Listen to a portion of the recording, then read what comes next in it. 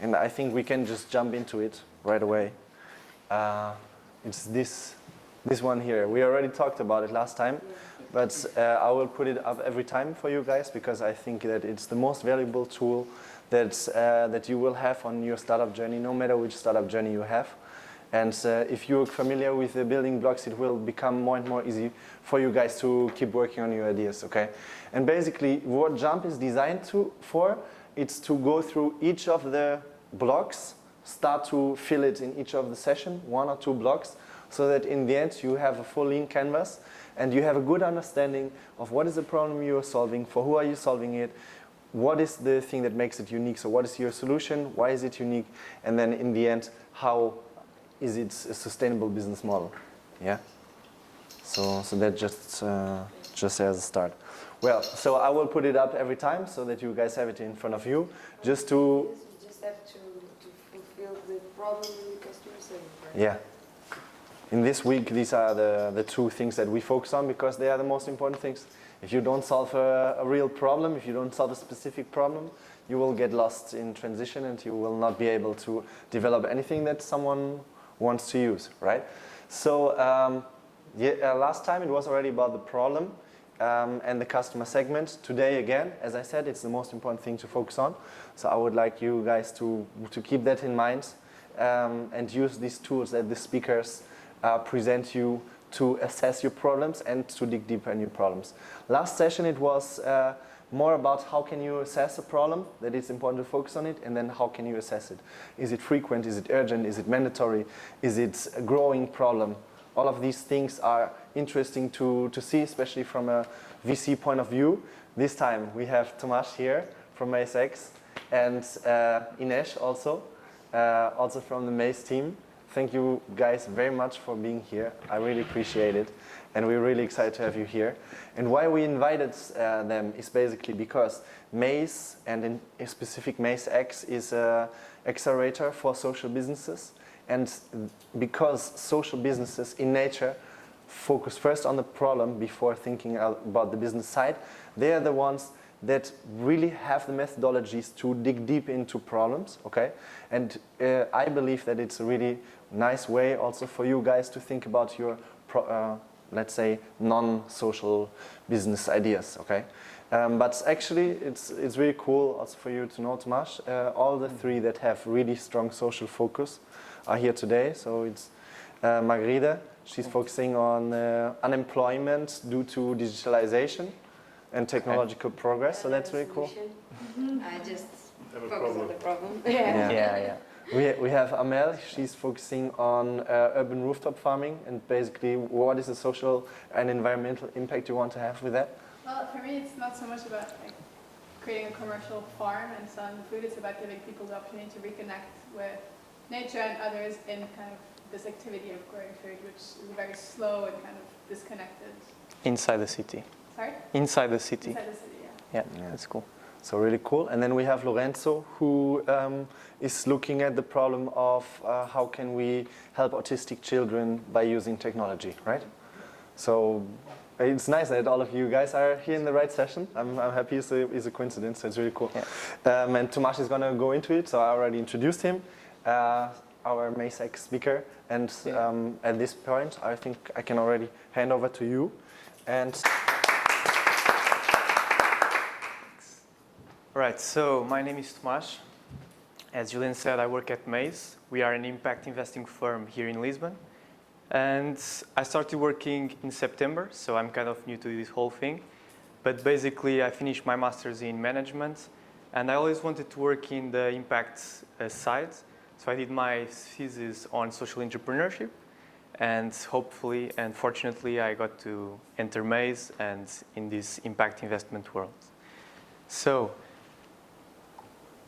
just before going into more detail, this session I'm going to first introduce what is MazeX, what do we do, what I do in my daily routine, and then I'll go in the problem and go in deeper into this session. All right? So as you can see, this is our team. We are very young, a millennial team. The older guy, it's the CEO, which is Antonio Miguel. He's 33. He's a teacher here at Nova. So we are very dynamic, we are very young, and we all have one common thing in mind, which is to create impact. So we chose to dedicate our career to pursue our goal, which is to improve our society in specific ways.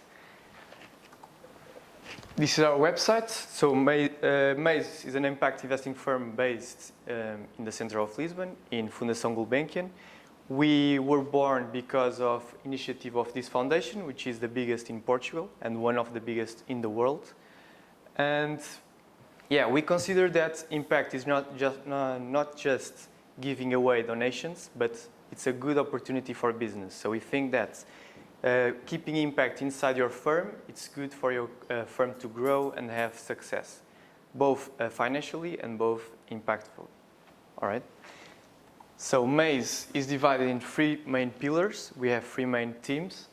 And the first one is the public sector, which focus on working with the public sector, which has the most impact in public policies. And it's always a good player to have in mind. Then we have a 40 million funds where we invest our money in impact startups that have a positive social impact. And then we have our acceleration, MazeX, that I work for, which brings the startups all over Europe to Lisbon, and then we help them grow and scale their business. So I'm in this part. What I do in my daily routine is to contact these startups, present them our acceleration program, and say why we are good to help them grow their business.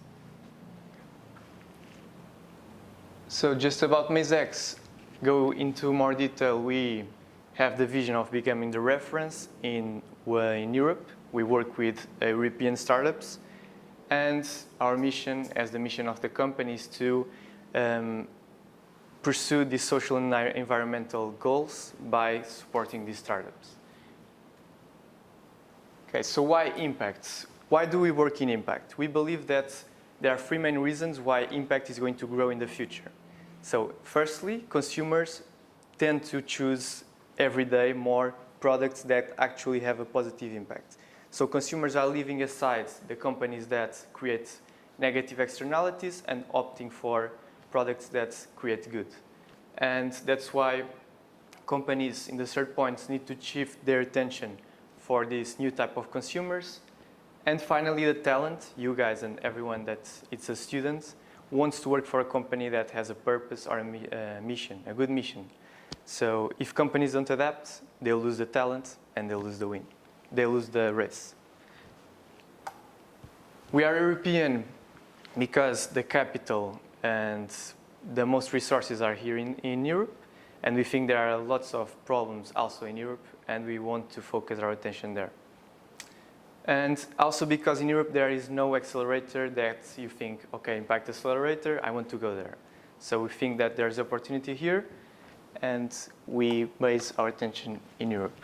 Lisbon, it's our third priority. We think that Lisbon is good because it's popular nowadays, and also because Portugal, despite being small, it's a good opportunity to test pilots. So if one of you wants to test your startups, Portugal doesn't have a big market, but it's good to test your pilots and scale up eventually.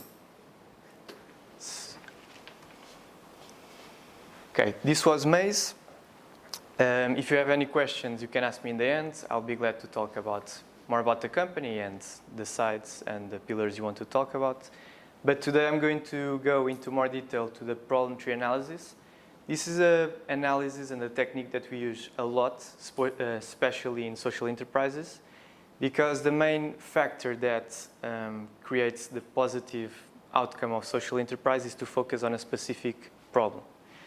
So the difference between these social ventures and others is because their mission is to solve a societal problem, environmental or social. So from last session that you had, I look at the slides and you talked about how the problem is important. It gives you a direction, gives you a north. Actually, if you present the problem to your investors and your consumers, your employees, you get everyone in the same boat, and you can easily put everyone together with your startups.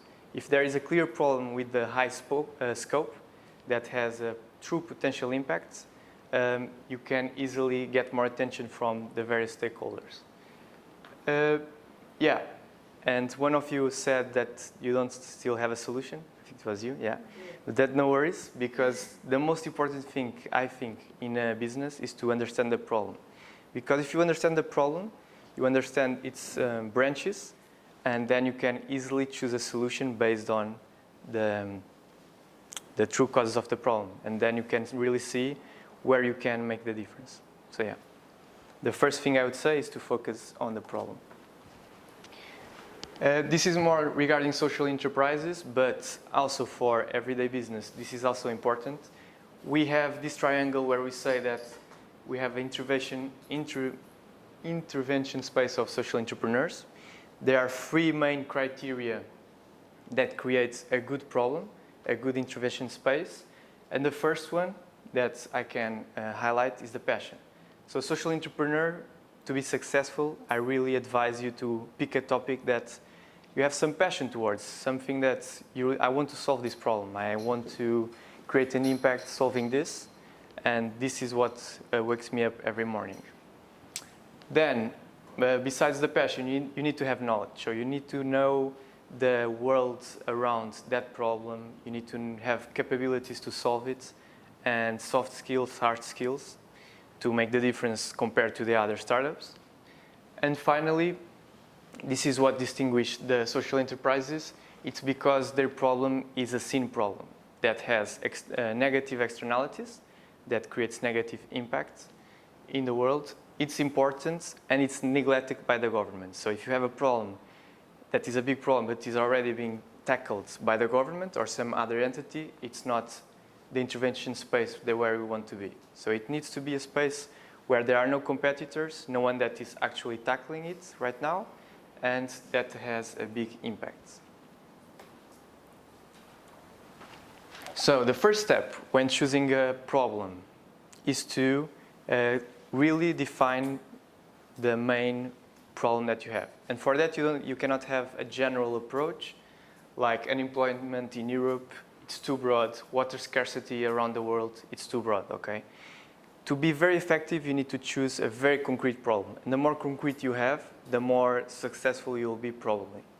Because you have a more clear focus and you can start small, but then you can expand. One good example would be youth unemployment in Portugal. You have a location scope and you have an age focus as well, or limited access to drinkable water in Kenya, in rural villages in Kenya. So yeah, that's what I advise, a very specific problem, something that you are passionate about and that you can start small and then grow. It's always better to start for a very specific problem, very small, and then grow that the other way around. So after choosing your concrete problem, what I'm going to introduce here is the problem tree. It's a technique that helps you separate your problem into smaller problems. That way you can easily solve one of those later on. So the question you need to ask is, start with your problem, in this case childhood obesity, and you start by the question, why does this happen? Why does childhood obesity happen in Portugal or in the world? In this case I'll choose Portugal to be more specific. And then, taking that in mind, you start thinking and trying to make hypotheses. I'll give you this example. For example, childhood obesity, if you think, why does this happen? There are three main reasons that we can think about in this example. The first one is that people don't move, so they don't spend energy and they get weight.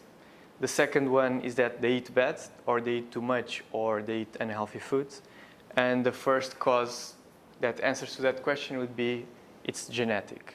My father is obese, so I'm obese, all right? And that's the first level of the causes of the problem. If you want to have a good problem tree, you cannot stop in the first level, all right? You need to keep pushing to get even smaller and smaller problems until you have one that is very concrete and that you can tackle. So if you look at unhealthy eating habits, you ask again the question, why does this happen? Why do children have unhealthy eating habits? then you can think, okay, they have problems at school, they eat unhealthy at their schools, or they eat unhealthy at their homes. Then the genetic propensity to obesity. Why does this happen? Because my parents are obese. So this one stops here. And then why are children not active? Why they stop and they don't move? Because they create sedentary habits that today's world make them not to do exercise. Then if you go to the third level, you ask again to each subtopic, why do they have sedentary lifestyles? Because, for example, their parents bring them to school instead of they walking or biking, like some years ago. Or they play too much video games, so they don't move, they don't want to do some other activities because they have PlayStation or something similar. And if you go here, why do they have unhealthy options in school? Because schools want to save money, or because it takes too much time cooking healthy foods in schools, or something else. And at home, you can have propensity to eat unhealthy because it's too expensive to eat healthy. So that's why we do the tree. We start with the first level, we go to the second, and then we go to the third. The more levels you have, the better. I would advise for the beginning to have 2 or 3 levels. So, like this one. After reaching the causes, we can look at the effects, so the other way of the tree. The effects doesn't give you, it's not about, we look at the causes because we want to find a solution to that causes. We look at the effects to know, why do we care about this problem? Why do I want to solve this? What's the impact it has in the world? So this is what gives you motivation. So for example, childhood obesity, I want to solve this problem because I care that overweight increases bullying, it increases social exclusion in schools, which is very bad psychologically to those children, and also because in the future they can have worse health and increase their costs. If I'm a government, for example, I would look at this and I see if there is childhood obesity, in the lifetime of those children, they are going to get more costs, so more costs to the state, and that's why we want to solve it. Now, I want this to be dynamic, so I brought a case about my thesis. So I did my thesis on this organization, Mundasrir. I had to implement their strategic business on Africa. So basically, this enterprise, Mundasrir, is a social organization that tries to solve the oral health problem in Africa and in Portugal, in the socio-economic vulnerable population. So people that don't have access to the dentist. They use this three-dimensional approach. So on the one hand, they do prevention in schools. They also do treatments that are very cheap. And finally, they do training, mainly in Africa, for the professionals. Because in Africa, you have doctors, but not with a specific focus. So yeah. Now I wanted to write here somewhere. I don't know how. The middle. Yeah. It's already here. And then let's just take, where is the... The pen is here, but... the pen is still not working? Okay, just now I think you can, now you can start working. in the hand. So you can choose the colors if you want to choose different ones. Okay. So I'll start with the main problem. This organization focused on solving access to dentists in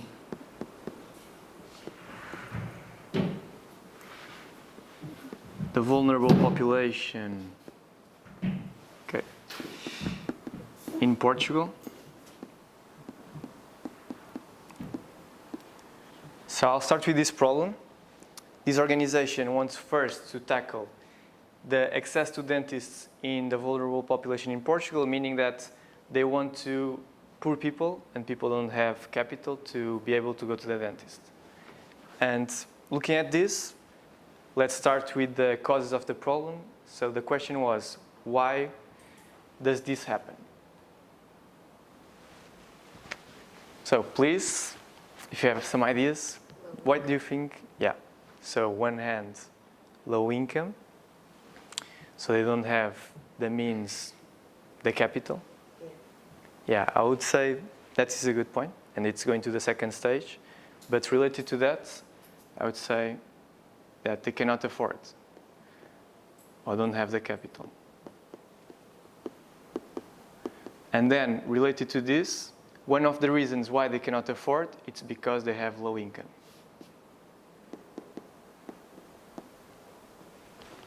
Or they can Right. be unemployed. They can be unemployed, yeah, which is related with the low income.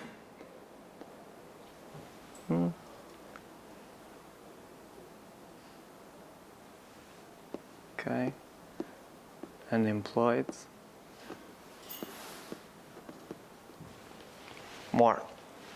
Maybe the educational factor, because I know, like in the past at least, like people were not going to the dentist because they didn't consider it as a priority. Yeah, that's a good point. Choose to allocate your money to something else, maybe, but it's really important though. Yeah, so when they were children, they didn't know the importance of dentists. Yeah, so that's a very good point. So lack of awareness. Lack of awareness. I don't know how it is in Portugal. Are dentists covered in Social Security? No, yeah, that's a very good point.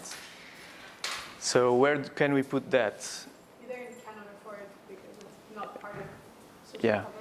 I would say that cannot afford goes to too expensive or high costs, and then Doesn't have a universal coverage because yeah.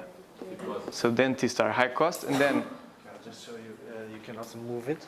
Like you deselect this one, and then you can cool. move around. You click and you scan right again. Okay. Yeah, Just. cool. This saved my life. Yes, click it again. Yeah. All right. Okay, so they cannot afford because they are low income, they are unemployed, and the dentists have a high cost. And the reason why they have a high cost, it's because it's not included in the health insurances. In Portugal, the health system, yeah. The public health system in Portugal is called SNS. So yeah, dentists are not. Even the insurance options in Portugal to include dentistry is really expensive. So the basic plans, even for middle class families, Even private. yeah, basic private medical insurance never includes or hardly includes dentistry. Dentists, yeah. So it's, Sometimes Yeah. it includes like ADSC, sometimes yeah, includes. So this is a private insurance. No, it's for the public sector. Yeah. But for like private families, if they have if they have health insurance, if it's cheap or average range, it doesn't include. Yes. So it will include. yeah, only for the premium or insurances. Pharmacy, etc. But well, we need dental work. Well, that's not in the insurance. Only the higher premium insurance options, Yeah, and alongside the national service. service, yeah. Also the coverage, because it's not in the national health system. If you go to the inside of Portugal, perhaps you will not find easily dentists, as you don't find other medical specialties. So, Okay. Lack of access to it's dentists. universal coverage. Like if you go to a small or a small city in the inside, probably you don't have many dentists. So it's Okay. like access. Access to dentists. All right. I would put here in this, and in the same level. So low access. So just to check, this is you're doing it upwards, but it's Yeah. the equivalent of what's behind you now, right? Yeah, this is the yeah, exactly. It has the different design, but it's Not to move the. No, it's just because the next one where you go for the causes, yeah. you. These are the causes. These are the Sorry, causes when you go to the effects. It's the other way around in the slide, just to. Yeah, yeah, yeah. Okay, So yeah, these are the causes, but I'm doing the other way around. it's okay. Yeah, so just for you to know. Yeah, we have low access to dentists. This is especially important in Africa. Very important, but I'm doing it in Portugal, but also in the interior of Portugal there is low access. And here, in lack of awareness, why do you think there is lack of awareness? Is there lack of role models? Lack of role Usually models? My parents or uncle, aunt, they don't go to the dentist. Okay. School. Education. Yeah, school. So I'll put- My family. Yeah, so I think School. So family, not aware, and schools don't teach or yeah. And then the low access to dentists, to like go one level further, it's I think could be either not enough dentists are trained. It's like not enough people study dentistry and want to become dentists. Yeah. Which is also like the fact that it's made, I don't know if it's a high paying job in Portugal or like is it an Yeah. attractive profession? That is a very good point. It is. Yeah, that's a very good point, but not in Portugal. Actually, in Portugal there is too much dentists, so dentists don't have jobs here. So for Portugal, Yeah, like right now, like could you still add it? Like would it make sense to add it to the tree and then when you're investigating all the different possible causes, like well actually this should be a cause, but it's not in this specific context. okay, for this I would say you only put the causes of this specific context, because then what you need to do is look at the upper part of the tree and see what, with my expertise, what can I do to solve these specific problems. So in terms of access, I'm more saying that dentists aren't attracted to going to work in those. In the countryside, yeah. So not enough, not public incentives.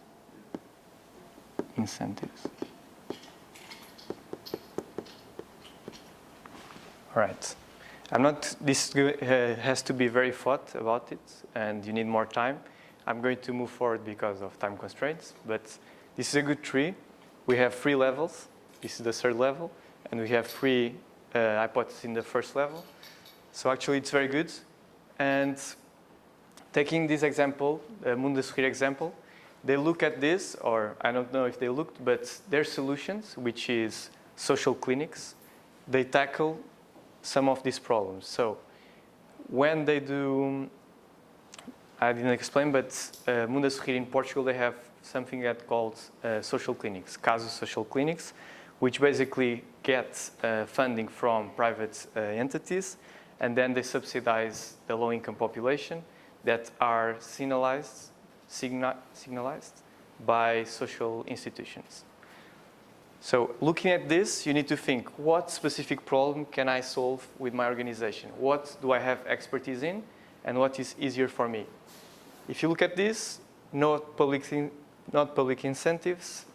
It's for me, for example, I wouldn't be able to solve it. It's a public thing, so you need to be in the government to solve it. But in the contrary, if you look at schools don't teach, what Mundo Sorrir does besides having these social clinics is going to the schools to teach the children the importance of oral health. So they look at here, yes, we can do this, we have expertise, so let's make a solution to solve this specific problem. Then they don't tackle families, but for example, they target this solution here. It's not included in the SNS, it's very expensive, but I'll make an alternative. I'll create these social clinics where the low-income population can have access to minimum costs. So in this way, I'm solving this problem using prevention technique, and I'm solving this using the social clinics. So yeah, this is the reasoning behind why we do this, because then we can get very specific solutions to very concrete problems. All right? I'm going to ask you maybe a silly question, but yeah. The last class and this class, it's almost like we think about, we're learning what to do when the problem is defined. Mm-hmm. But what about those of us who don't really know exactly the problem yet? Okay, so this step here, the first one. Like, yeah. Yeah, this is your motivation to start. So you need a basic problem, something that you look at the world and you see, all right, there is a social problem here. I'm talking about my social perspective. But for us, looking at social problem, we see, based on my background, I get very concerned about the environmental causes, that the global warming, and the impact on animal welfare, for example. I'm very concerned about animals, so the main concern for me is the impact of climate change on animals.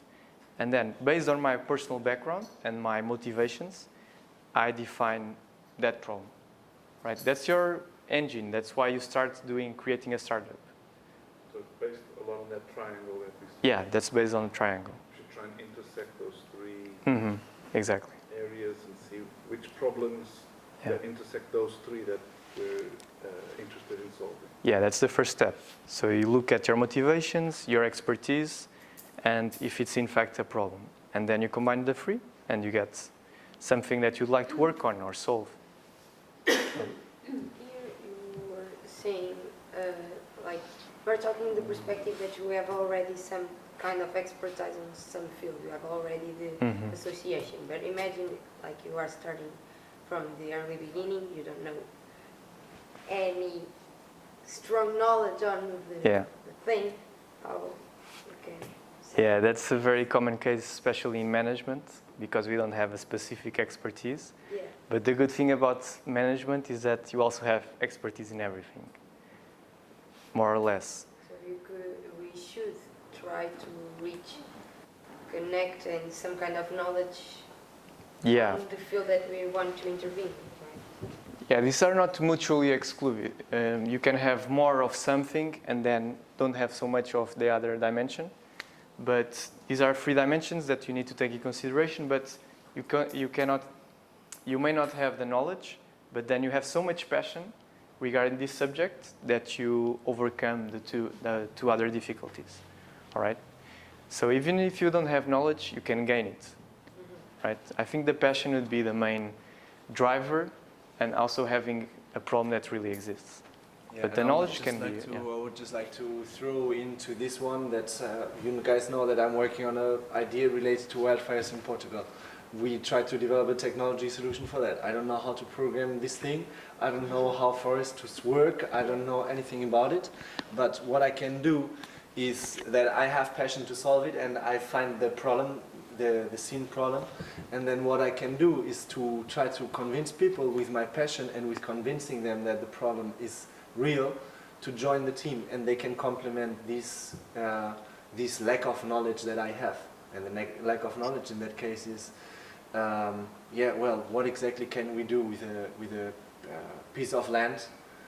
I don't know, but now I have an advisor, I have a mentor who has worked all his life in this field, so he can help me with that. And so this way, by collaborating with people, you can always find ways to access knowledge. Knowledge, yeah. And you also have capabilities, which is different from knowledge. You can be very good at presenting or selling or being managing teams, and that's not really specific, but it's a capability. It's good for your social enterprise.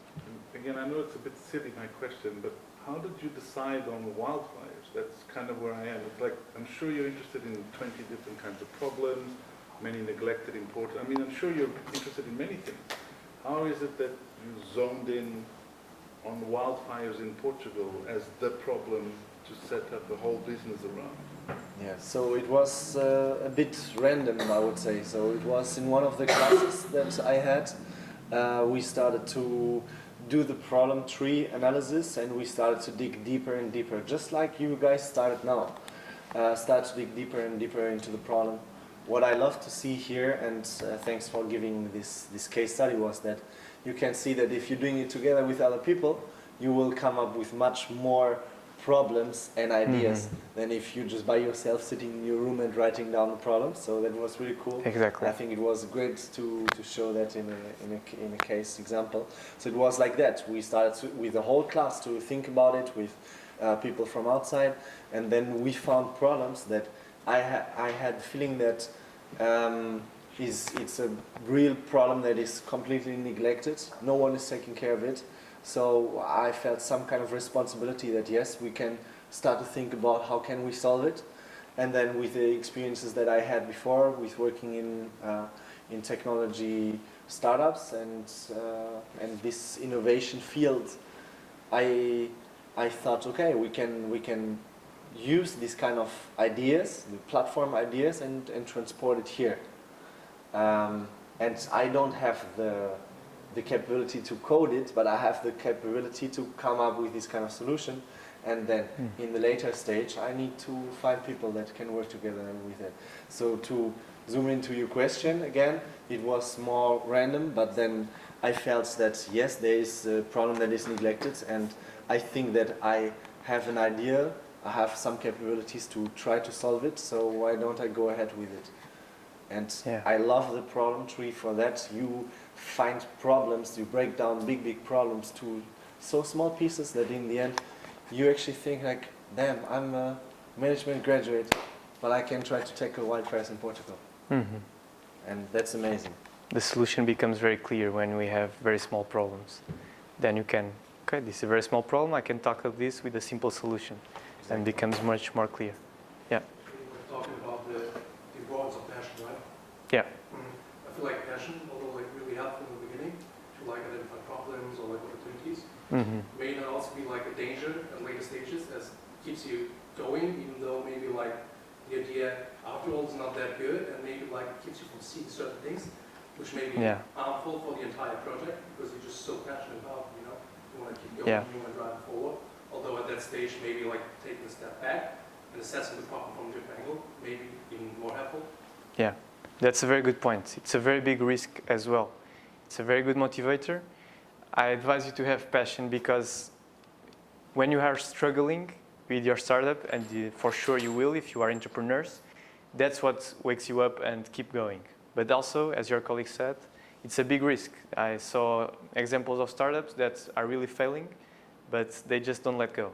They just don't quit. They keep going deeper until they really cannot continue.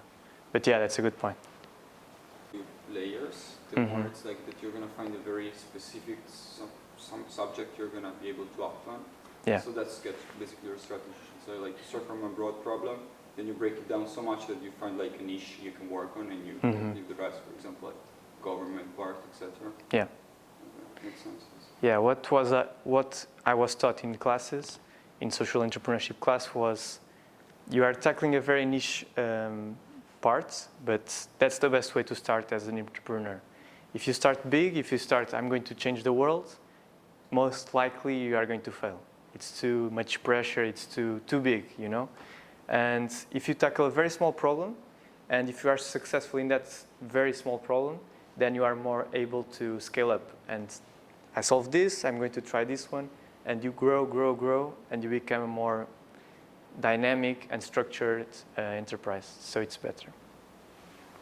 And so in this case, they decided to focus on like two different aspects, which was on one side the giving access at low cost, and on the other side focusing on education. Would you say that there's like focusing on two is like big enough, or that depending on your capabilities, you could also like take more smaller problems and just like combine them into synergies? Yeah. Yeah. In this specific organization, as in most, they tackled first a very specific problem. They started with not the social clinics, they started with prevention.